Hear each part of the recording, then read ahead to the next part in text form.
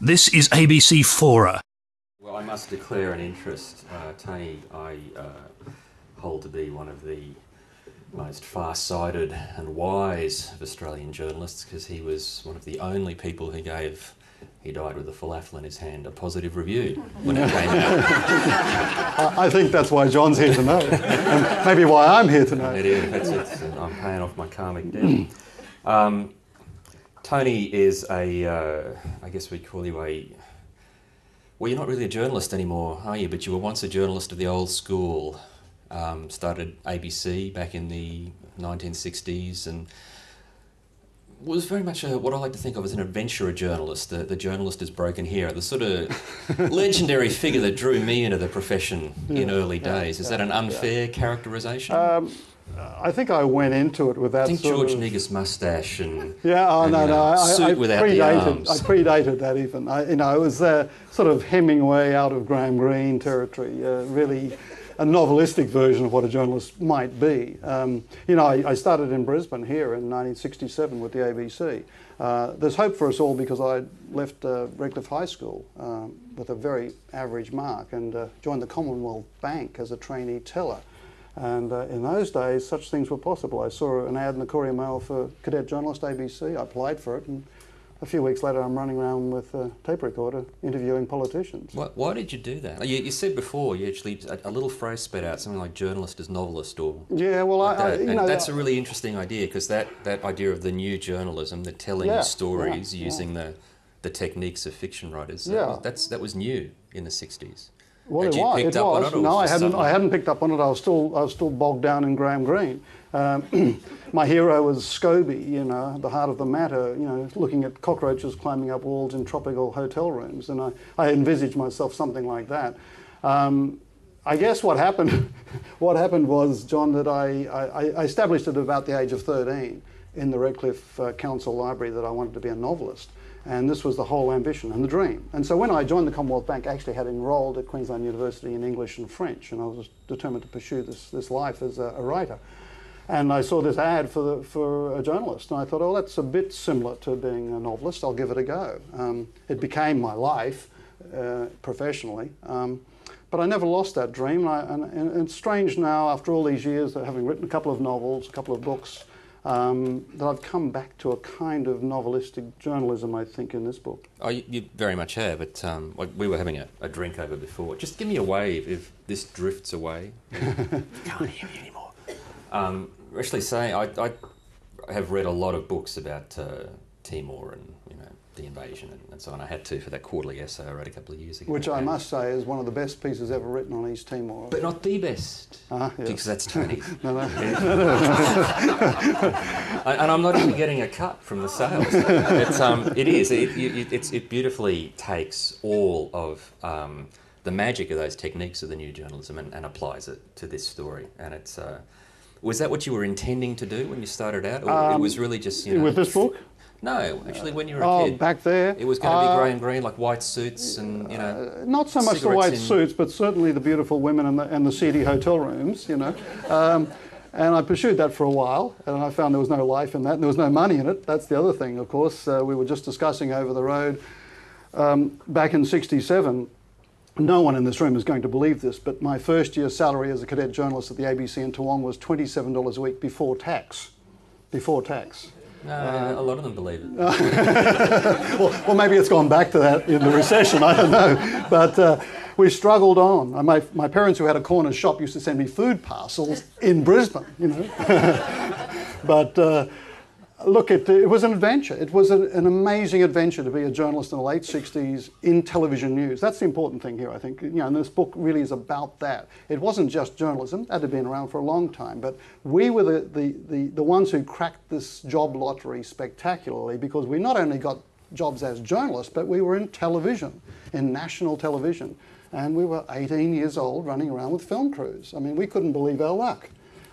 Whether the audience believed what we said, I don't know. But it was amazing to be alive in that time, and I stayed in Brisbane for 6 years doing that and learning my craft very well under some very old hacks who knew what they were doing.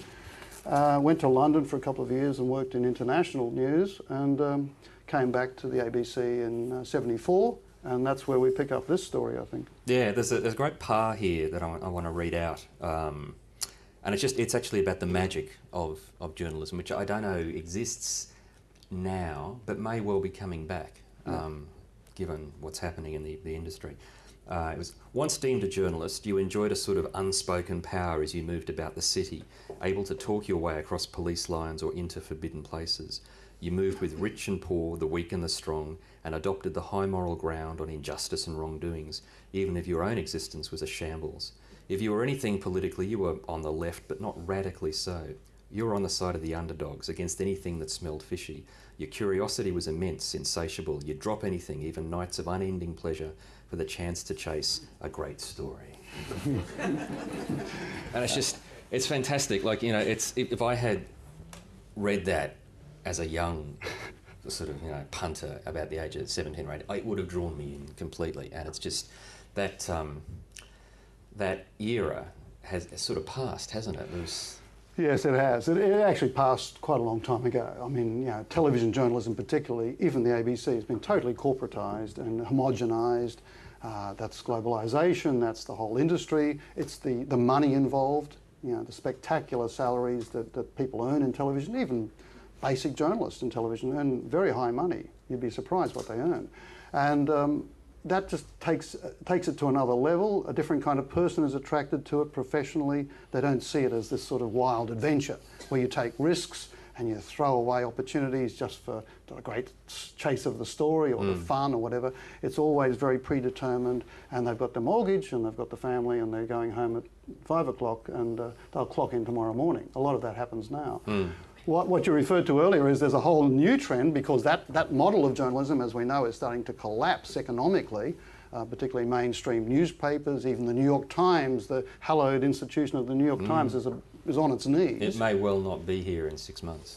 And what's happening is a whole new journalism which is coming out of universities and the digital media. People are picking up handy cams and heading off into crazy places and doing the sort of wild things that we used to do, which has its own dangers too.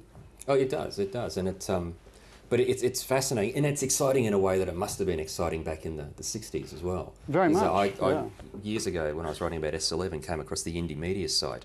It was just magnificent. Like, I had not been to the S11 demonstration, but I could piece it together because there had been hundreds of, you know, ferals and crusties, and possibly even a few West Enders who had made their way down to them.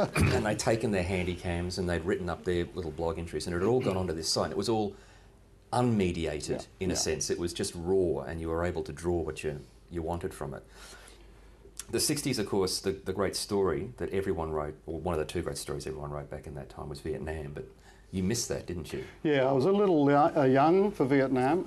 I missed it in a couple of ways. I was also drafted for national service in '69, and I was fortunately with the ABC as a cadet. That enabled me to get deferment, and I was studying at Queensland University.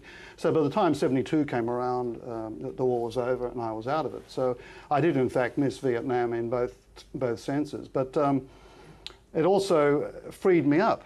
I mean, people might be surprised to know that in that period, if you'd been drafted and you wanted to leave Australia just to go, as I did, to Europe for a holiday for 2 weeks, you had to register with the Department of National Service and surrender your passport.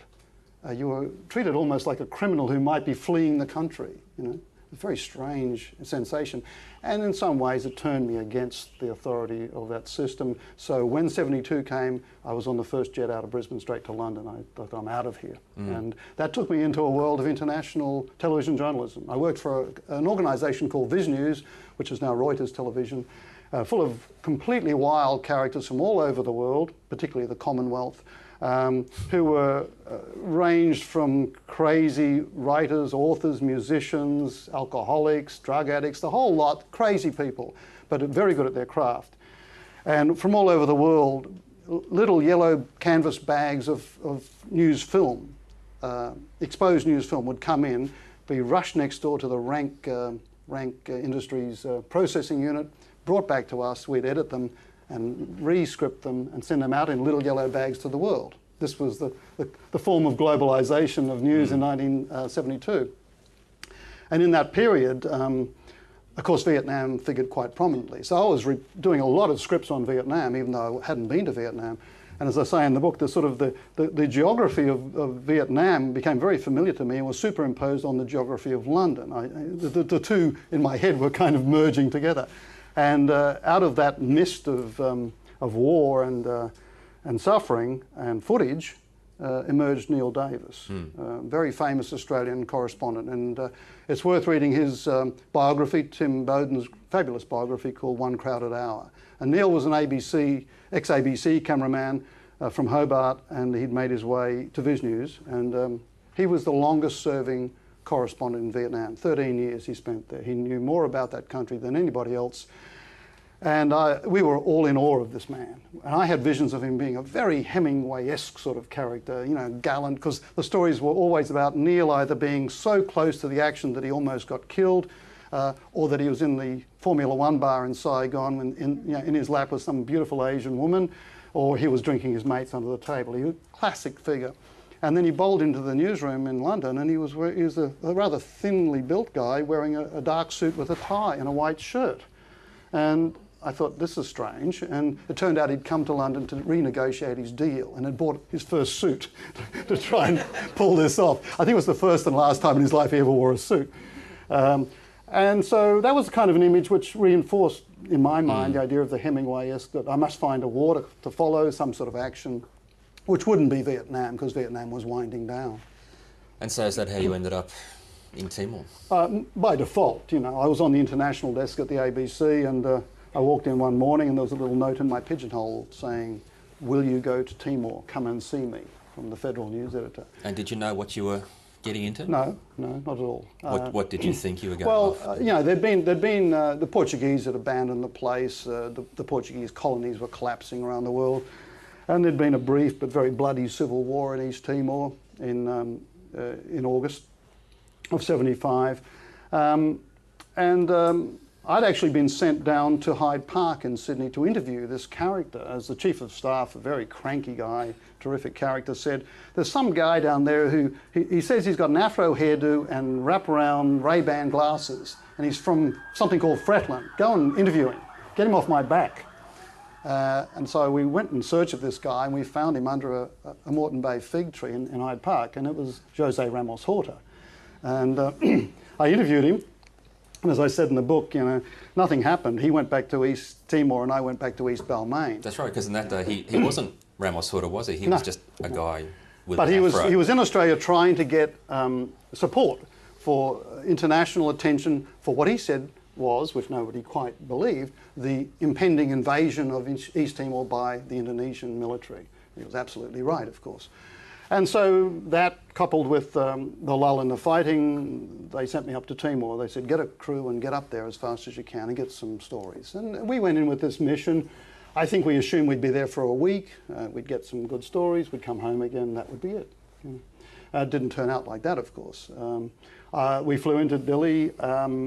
We checked into the famous Turismo Hotel, even more famous now because it must have been 1,000 journalists who have stayed in this iconic place. It's a cross between a Gold Coast motel and a Brazilian resort or something. It's a bizarre place. And we spent a week or so in Dili getting the feel of the place, and clearly there was trouble up on the border with Indonesia. And that's where we thought the incursion would happen. We didn't assume, at that point, we didn't assume that the Indonesians would mount a 30,000-man invasion of a foreign country through the capital. We thought there'd be border incursions, which they were initially. So we headed up there in a very long and, I guess, a strange journey. The closer we got to the border, the more I realised we were totally ill-prepared for what we'd come for. I'd left Sydney with a couple of pairs of jeans and a Swiss Army knife and a copy of Moby Dick. And I thought, that'll get me through a week, you know, I'll be back in a week. And of course, I began to hear shots in the night and shots in the day and strange looks from the locals, and I thought, hang on, this is a bit suspicious. There's a passage in the book which may be worth reading and give you some of the flavour of that moment, because it's the moment when I began to realise that I got myself into a hell of a lot of trouble that I didn't anticipate. Here we go. Somewhere past Atabai, which is in the Highlands, somewhere past Atabai we pulled over. A few minutes stop, said Goinchet, our driver, climbing out. This is the agriculture school. He led us past the buildings to a wired enclosure where pigs had been kept. Here, the UDT, the right-wing opposition, locked up the people who supported us with the animals. Fretlin had not cleaned up on purpose, he said, to show everyone what had happened. Half a chalky human skull lay in the sickly sun. A set of dusty white teeth smiled up at us. A few bones scattered on the grass. Once an entire life. The model of an agriculture gone berserk. Fretlin was not like that, said Goinchet. They were on the side of all the Timorese, but they too were only weeks away from committing their own atrocity. Alex, my cameraman, filmed whatever we needed to tell Fretlin's side of this ghost story, and we drifted back to the vehicles. We drove across ridges and into the night. Fretlin had arranged to stay in the Catholic mission school at Maliana, and soon enough we were surrounded by tired soldiers still in uniform, exhausted and frustrated and angry, drinking a little and smoking non-stop, toying with their weapons. The 400 students were nowhere to be seen. As the official places of education for the native peoples of the colonies, the missions provided fairly rudimentary education to develop skills for use in the regions. An unpleasant smoky vacuum filled the rooms. The one who appeared to be in charge, more Portuguese than Timorese, and radically disposed, was listening to a big Panasonic shortwave radio. He was brooding while the radio was tuned to Radio Australia, and the crackling voice in English kept referring to difficulties in East Timor. It wasn't my reporting, but it might well have been. The soldier in charge kept cocking his pistol, aiming it at the radio and lowering it and uncocking it. I was waiting for him to turn the pistol in my direction, take aim and kill me. He seemed extremely unhappy with the radio news. I tried smiling at him once, but abandoned that when he glowered at me and cocked his weapon again. The priest appeared, the lonely José de Silva Brun. He announced dinner was ready, pork. I looked at the dish with deep fascination. After 6 hours on the road, we were starving. There were many pigs in East Timor, I told myself, and not all had passed through the torture pens at the agriculture school. I ate heartily, the priest poured us brandies, and we retired to the balcony with half of Timor at our feet, in the lee of mountains stretching to the Indonesian half, under 1,000 stars on a moonless night. Down below, the darkness was profound, but punctuated with glows along the ridges, small orange spots where firewood burned in villages. Whose side were they on? Fretlin claimed control around Maliana, but nothing could be assumed. Father Brun was praying, mumbling softly and shuffling his rosaries. I heard the clicking again. The restless soldier was cocking his pistol once more. The air was sticky. Suddenly, a brace of pigeons flew by, slapping their wings. Father Brun dropped his rosary and hit the floor, thinking it was machine gun fire. The room burst into laughter. He rose embarrassed to his feet, collected his long robes and shouted in Portuguese, "Pombas putas," those fucking pigeons. We laughed louder, drowning our own fears. Brun was nearly 60, a devout man of God who'd come from the Portuguese Azores 40 years earlier and wanted to go back there to die, not to end up dead here. "Let's all go for a swim," said Chris, our minder. We followed him down to the pool, a slimy rectangle filled with tepid water and thick algae, and we stripped and said nothing as we floated right up to the stars. We seemed to be drifting at the very edge of the universe. So far, I had little to report. What could I say to those back in Australia eagerly awaiting news of East Timor? Fretlin had shot at nobody, and nobody had shot at them. Or rather, if there was shooting, we had seen none of it yet. I paddled in lazy circles and felt the brandy swirling in my head. "You may be daydreaming for 1,000 years," sang Alex down at the other end of the pool. Tomorrow, we would go to Balibo and see what trouble we could find there. And so did you? We did. We did. The next morning we headed up to Balibo, and it was very quiet. And that was good. We thought, okay, cool, we'll just stay here and capture some activity. The reason why we were really there was that the Indonesians had occupied a town on the coast, 8 kilometres away. Balibo is very high and looks over the coast. And Fretlin claimed that they were going to mount a military manoeuvre to retake this town. So we thought, fine, we'll follow the troops in and we'll get a great story of them recapturing the town. Unfortunately, of course, this didn't happen. They kept on going down the road about 200 metres, thinking about it and turning around, coming back. because quite clearly the Indonesian forces were there waiting for them and they weren't prepared to risk their lives. And we stayed for about 2 days, and we got to that point where you're in limbo as a correspondent. You say, why am I here? We're not getting the footage we want. If we go too far down that road, we're going to get killed. Maybe we have to go back, give it away. On the 3rd morning, I was standing at the fort, and I was doing a piece to camera, and I started off saying, you know, we're standing here in Balibo, the coast was behind us, and the cameraman Alex said, stop, stop, stop. He said, I said, what's wrong? He said, your passport's sticking out of your pocket. Take it out. So I put my passport down on this embattlement, and I proceeded to repeat the opening lines. I got about 3 or 4 words in, and suddenly we all looked at each other. We could hear this extraordinary sound.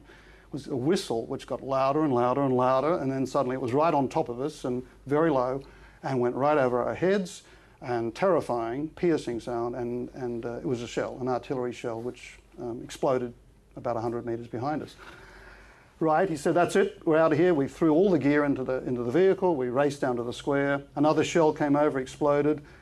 We started to get out of Balibo. A chopper came over, hovering over, looking for us, spotting for us. We ran into the bushes, hid. As I'm lying there, I thought, oh shit, the passport.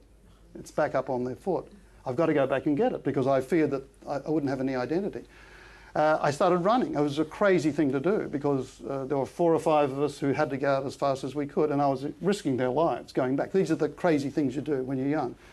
I ran up the hill, and I wasted 5 minutes getting this passport, which would have been the lethal 5 minutes in which we might have got killed. And we got out of there, and we headed across the plain, quite shaken, and we saw a vehicle coming towards us, and we thought, that's it. Because we had no radio, no communications at all. We were completely cut off from the world.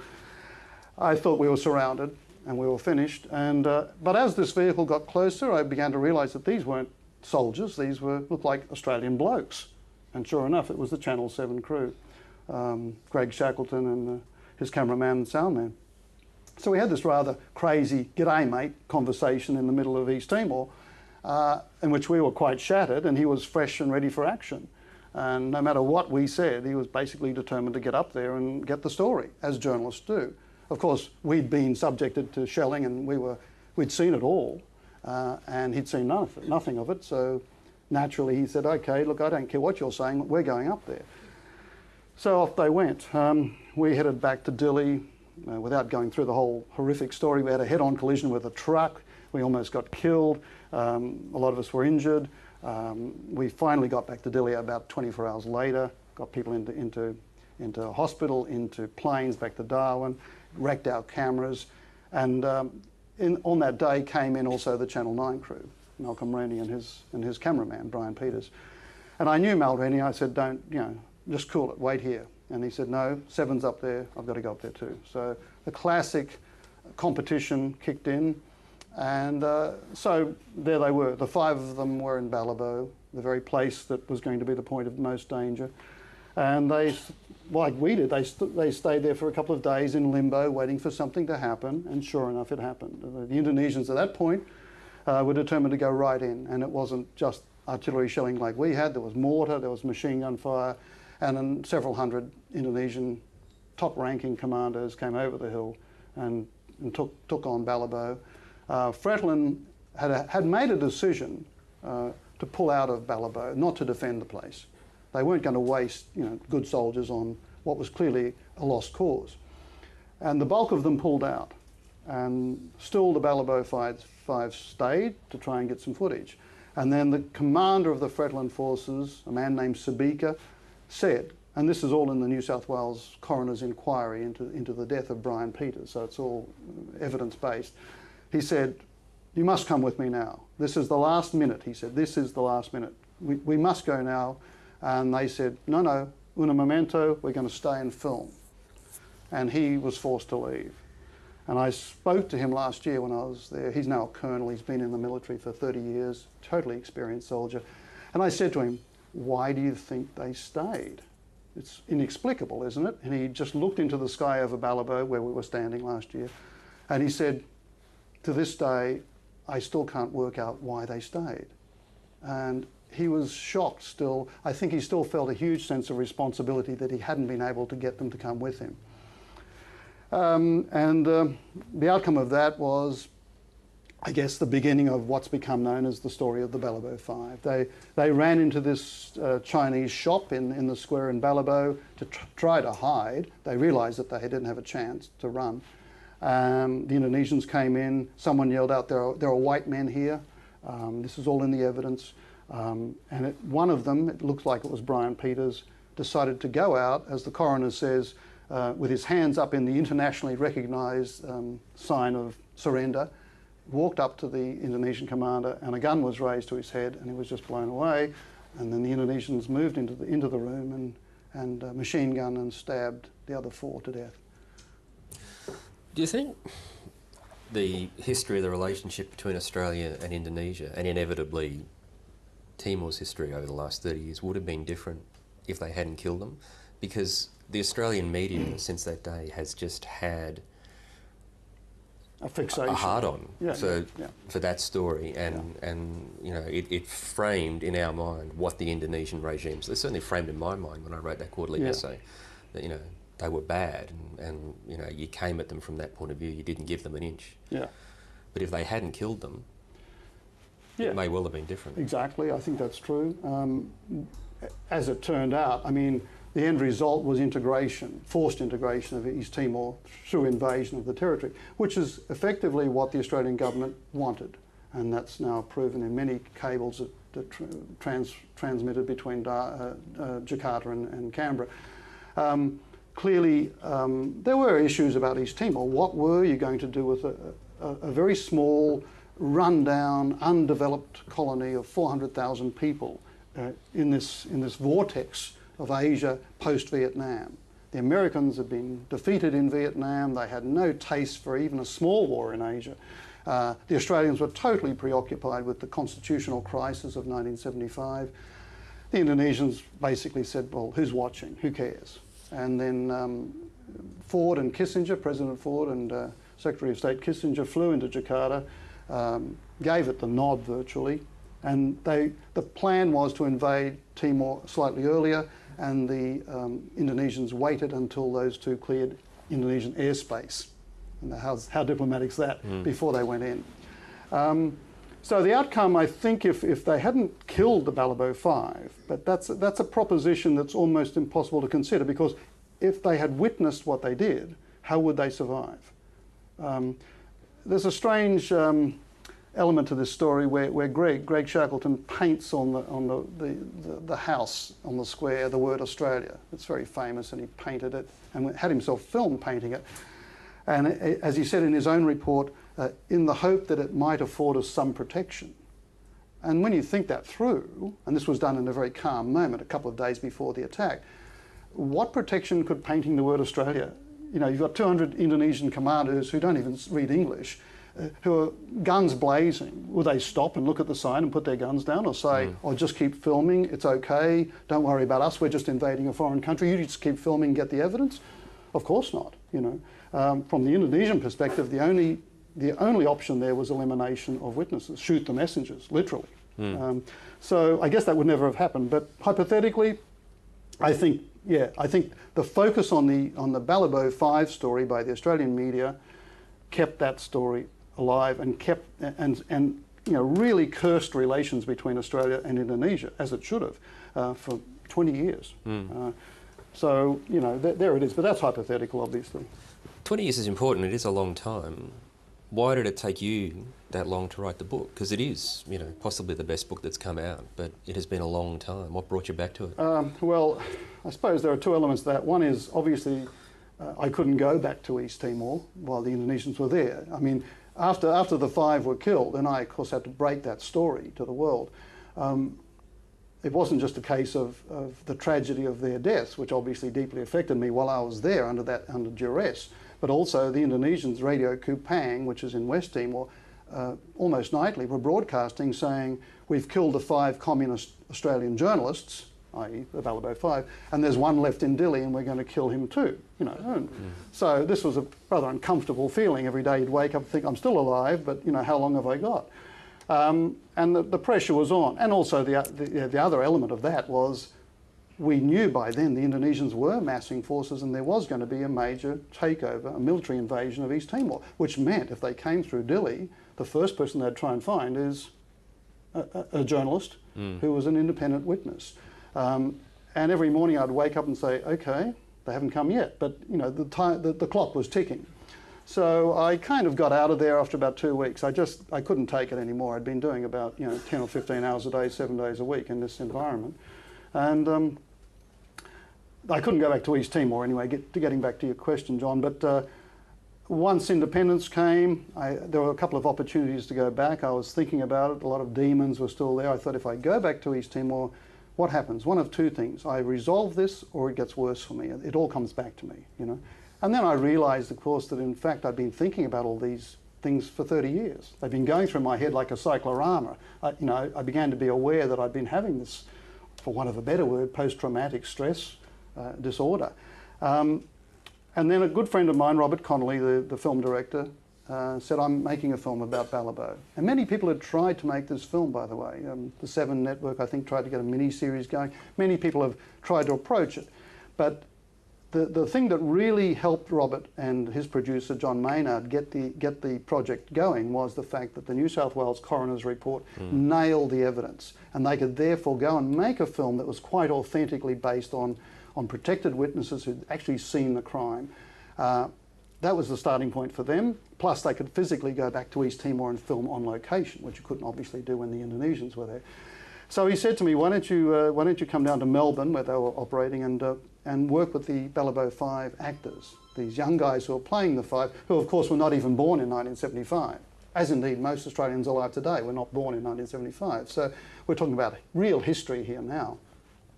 So I went to Melbourne and worked with the actors, told them about that halcyon age that we've referred to earlier, the slightly crazy way we lived, and also physically how journalists operated with cameras and the technology of the time.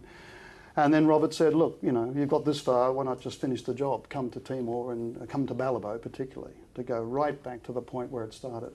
And I was still hesitant. My wife said, you've got to do this, She'd known me for 15 years, and she said, between you and me, you've had this in your head for 15 years that I've known you, and probably another 15 years before that. It's time you went back and made peace. So I said, okay. So we went to Timor, and from Dili, we chop it into Balibo. And that was an extraordinary morning for me. It was a very clear morning, and I'd never seen Balibo from the air. And actually watching the whole thing and actually seeing the Indonesian side, the Timorese side, the whole landscape of this disaster was before me, and going into that zone, if you like. And then Robert said, okay, the first thing we're going to do is we're going to go to the house where they were killed. Now, for me, this meant nothing really, because in 75, when I was there, it was just another building, because they hadn't been killed at that point. We'd stayed in the fort up on the hill, so that was my kind of focus in Balibo. But we walked to the house, and it's a strange building. It used to be a Chinese shop with a residence behind it. And it's now, the roof is gone completely, it's burnt out. So it's almost like a prison courtyard. When you stand inside, you've got 4 walls and you're looking into this blue sky, and the walls are pockmarked with bullets. There's weeds, there's rubbish. It's just been left there, which I find extraordinary, that no one tried to clean it up. One of the police officers, the UN police officers who was with us, said, why do you think the Indonesians didn't polish it all up and replaster it and put a roof on it and clean it up, in other words, the crime scene? I said, I thought perhaps because by doing that, I'd almost acknowledged that they'd been party to a crime there, They were trapped into leaving it as it was. But it's a kind of, in a terrible way, it's a fitting memorial to what happened there. And it was a very emotional moment for me. You can imagine, I was just standing there. Robert left the room, left me alone. I think he felt that I needed some time by myself, and I spent about 15 minutes there, and you're literally standing in a space as big as this and realising that the 5 died around your feet. And it was, for me, a chilling moment. And of course, you realise that you came that close to suffering the same terrible fate. And have you seen a cut of the film yet? Yeah, I saw it last week. And I've seen several cuts, but this was the final cut. And I have to say, the first thing, it's a beautiful film. For such a horrific subject, it's really beautiful. It's beautifully filmed, and it's graphic, and it's very moving. Even the soundtrack is beautiful. So Robert has made sure that it's not a horror story that you just go, oh, I don't want to watch anymore. You can't stop watching it. But the more you watch it, the more you realise that you're absorbing some sort of subconscious horror of what happened. And it's very powerful. I think it'll make a big impact, not only in terms of cinema and the story, but also politically. I mean, it goes straight to the point and doesn't let up. Mm. We might let up and throw to a few questions, because we've gone over time. My God. As is always the case when I'm up here. So are you going to run the questions, Paul? We're just going to throw it out. So, ladies and gentlemen, don't be shy. If you're up the back, please speak loudly. Now, anybody got a question? Yes, lady there. Hello. Hi.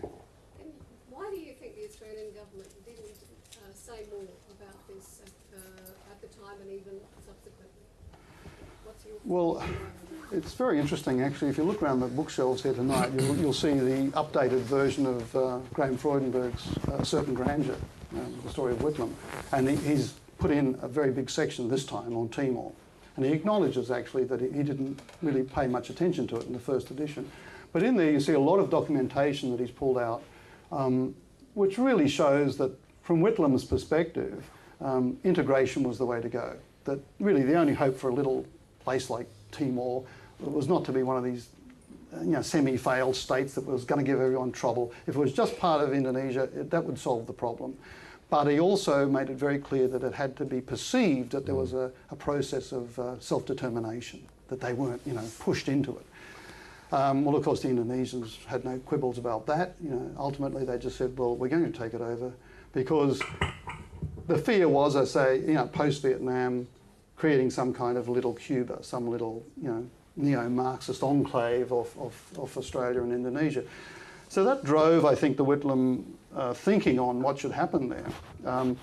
What I find extraordinary, though, is two things. One is the fact that there were, half a dozen or more journalists in that territory, and we were known to be in Balibo. In the book, you'll see I've managed to obtain some cables, which were at the time restricted between Jakarta and the Prime Minister's Department and other places, saying that, Maniaty's moving up to Balibo, and they were tracking, they knew where we were.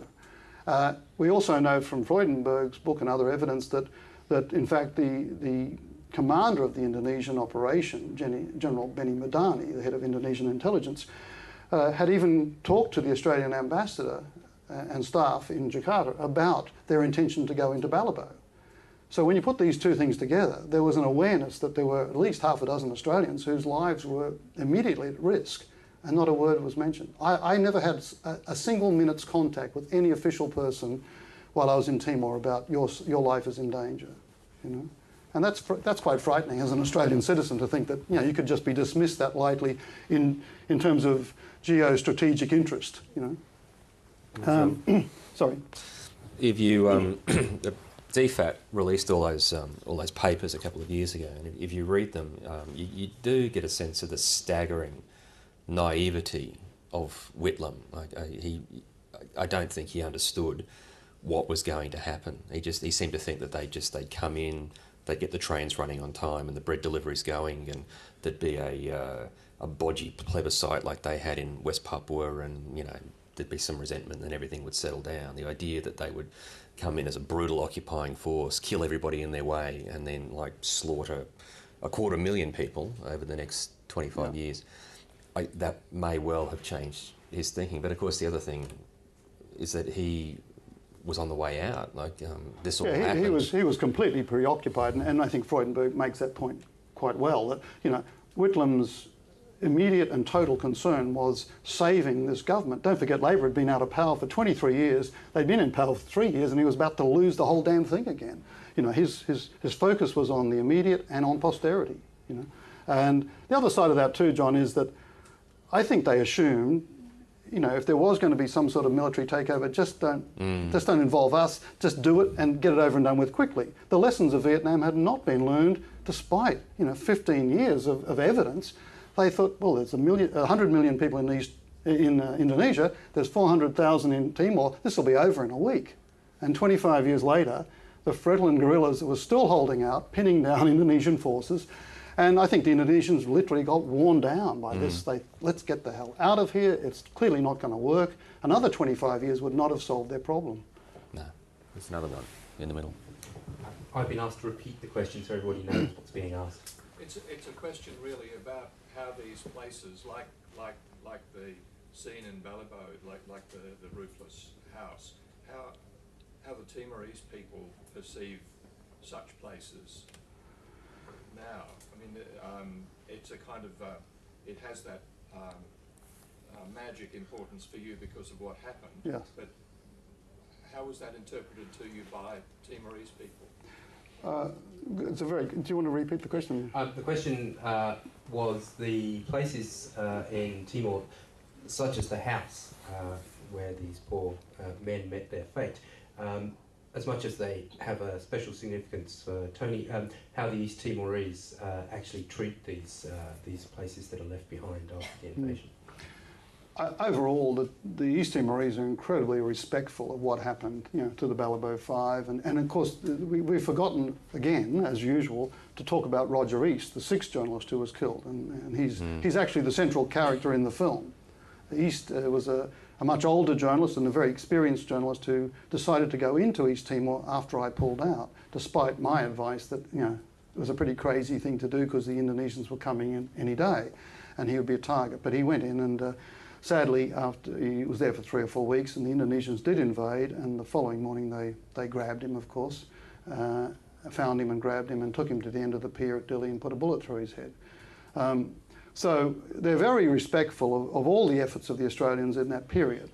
The reality is, though, for me, and I think for a lot of Australians who go beyond the Balibo 5 story, as tragic as it is, it pales in some way in the face of what happened to the East Timorese. And as I say in the book, there's the Balibo Five and there are the Timorese thousands. I mean, it's estimated, even by Adam Malik, Foreign Minister of Indonesia, estimated that 80,000 of them had died. But, the figures go up to 150,000 or more.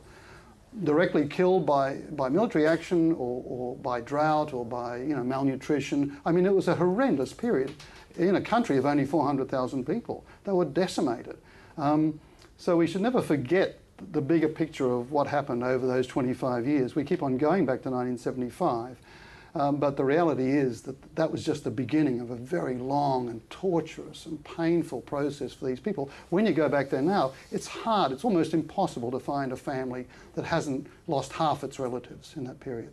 I mean, Horta himself, the president, he lost his sister and 2 brothers. Some of the other Fretilin people lost, 8 out of 9 of their siblings. Very common, They're just survivors, and yet the pride they've still got in their country, and the ability they have to make reconciliation with each other. They've had a lot of talks, and they've sat around the table, and they said, "Look, I'm ashamed of what I did. I'm ashamed of the atrocities we committed."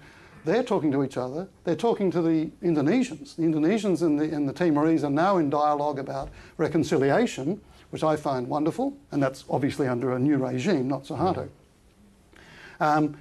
The third party in this equation, Australia, just sits in denial still. You don't hear any Australian leader of the last 30 years saying, "I'd like to say now that I made some very serious fundamental errors about how we handle Timor." I've never heard that yet. I don't think anyone has. No. And that's a tragedy for us as Australians, not to even get to the point of saying, we made some serious errors here and we need to acknowledge that. Any more questions? Yes, Some sir. of the murderers of these innocent journalists are still alive and well and thriving in Indonesia. What's your opinion, considering the legal evidence available then, and particularly now after the New South Wales coroner's inquest, why do you think that the International Court of Justice in The Hague has never pursued the murderers of these innocent journalists and brought them to justice once and for all? Do you want to repeat the question? Question was, given the findings of the New South Wales inquest, why is it that the international courts in The Hague have not pursued the individuals responsible for the death of these journalists? Interestingly, 7:30 report last week ran a story around my book, the film, and this issue. So did the Sunday Age. So the heat's building up around these projects, and it may be that one can only hope that some of this will force action. The New South Wales coroner made two very fundamental recommendations. One, from the evidence. One was that the remains of the Balibo 5, which were buried in Jakarta, said to be the remains, we don't know for sure, said to be the remains of the Balibo 5 were buried in Jakarta in 1975. And she recommended that those remains be repatriated after consultation with the families. The second recommendation was she named 2 Indonesian officers who were in Balibo, and the evidence pointed to their direct involvement in the murder of the 5 and that they should be brought to justice. Those recommendations came out in 2007. In the election campaign of 2007, both the then Prime Minister Howard and opposition leader Rudd agreed that they would follow through if elected. That's more than 18 months ago. Both those files are sitting on a desk in bureaucratic limbo in Canberra. Yeah, I would be surprised if anything came of it, because it's not in their interest, is it? It's right. Like we were talking beforehand about, was it Steve Thomas, the cop, who went off and served the subpoena, and nothing good came of that for him. No. Look, and I always say that it's not in the too hard basket; it's in the too sensitive basket. The governments, both sides of politics in Australia, they just don't want to go there because they're all implicated in this long-term cover-up. Even things like you talked about the declassified files, which you can go, if you're interested, you go to the National Archives website and they're all there. You can just watch, you can go through thousands of pages of them, but there are many files which are not declassified, and they refuse to declassify them in the interest of Australia's national security. Now, these events happened 34 years ago. This is history. I can't imagine what's in those files that would affect Australia's national security in the 21st century. It's actually about protecting the record and the reputation of Australian leaders. That's right. From 1975 when they say forward. They're protecting security, what they're often protecting is sources and methods. Yeah. But the sources and methods we used 35 years ago are Stone Age, redundant beyond belief, to what we do now. Yes, and of course. You're right. It's ass covering. So taking up the point about the Hague, I mean, it's now sitting on the desk of the Federal Police in Canberra, and it's up to the Australian government. Obviously, if they wanted to pursue this matter, they could take it straight to the Indonesian, straight to the Hague, and get moving. Nothing's happened. Well, of course, if they did that, they might suddenly find that cooperation with the Indonesian police on Jemaah Islamiyah matters stopped. So, yeah. Others? Yep. Susie? Weren't there some interesting arrangements between Indonesia and Australia that had to do with oil? Gas. Yeah. I didn't quite catch that, sorry. I can just repeat. Basically, is there an aspect to all this between Indonesia and Australia that has to do with oil? And the answer is yes. Yes. The Timor Shelf between these two countries is quite rich with oil and natural gas. And it was always put that Indonesia wanted to take over Timor to get access to all that. I don't think that's true. I think there was much more a political campaign that was driven by ideology as much as anything else.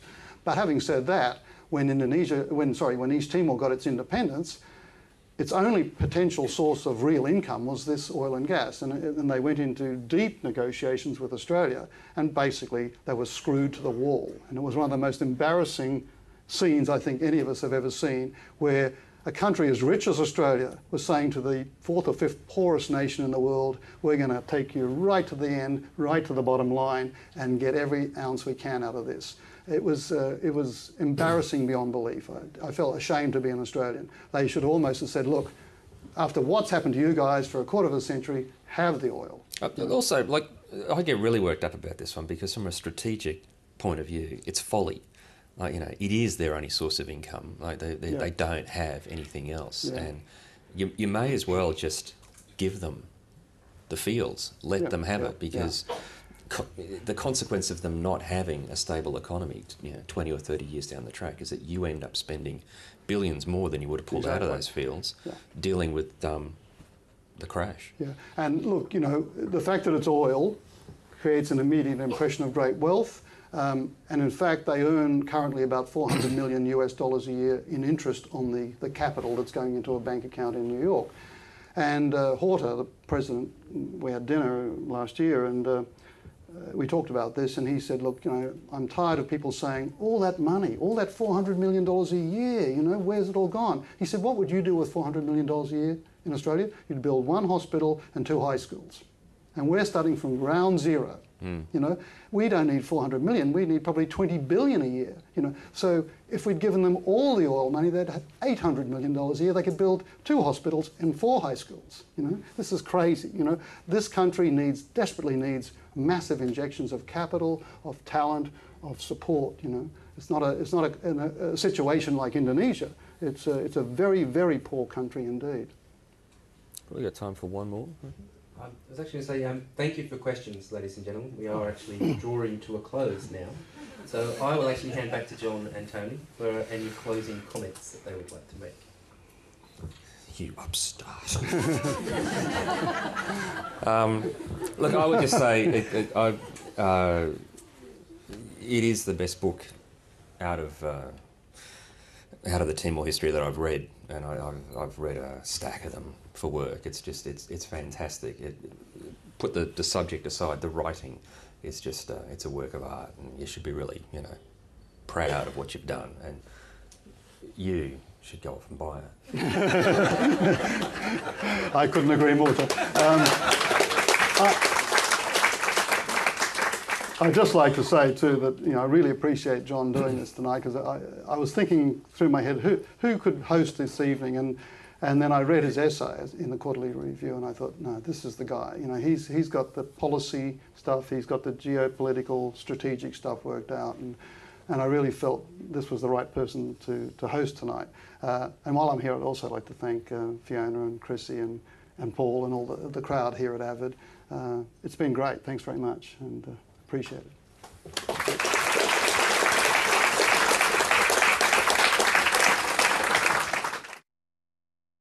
This is ABC Fora.